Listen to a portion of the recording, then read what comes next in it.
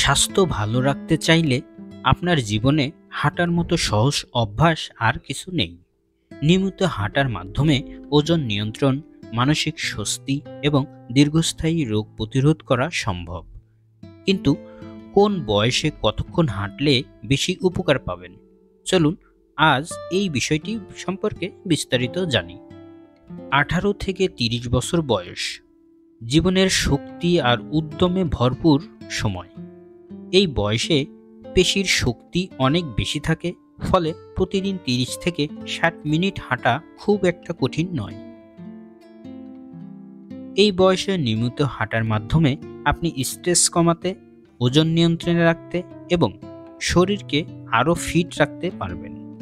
Office বা পড়াশোনার ব্যস্ততা থাকলেও চেষ্টা করুন প্রতিদিন অন্তত আধা ঘন্টা হাঁটতে। এটি আপনার শারীরিক এবং মানসিক স্বাস্থ্যের জন্য অত্যন্ত উপকারী। 31 থেকে 50 বছর বয়সের মধ্যে আমাদের পেশির শক্তি ধীরে ধীরে কমে যেতে থাকে। তাই এই বয়সে 30 থেকে 45 মিনিট হাঁটা যথেষ্ট।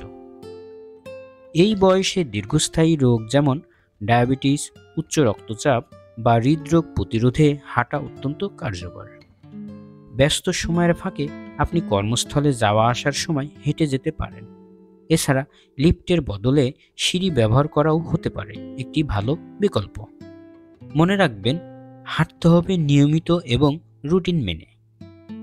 এই অভ্যাস দীর্ঘমেয়াদে আপনার স্বাস্থ্যকে অনেক গুণ উন্নত করবে।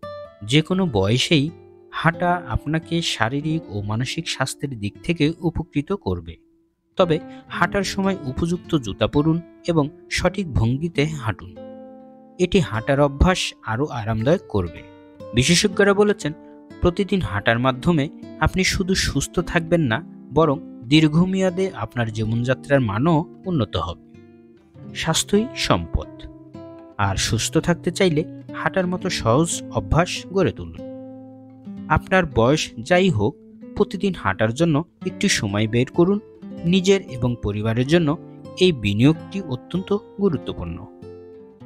আজ এখানেই শেষ করছি। সবাই ভালো থাকুন, সুস্থ থাকুন। আল্লাহ হাফেজ।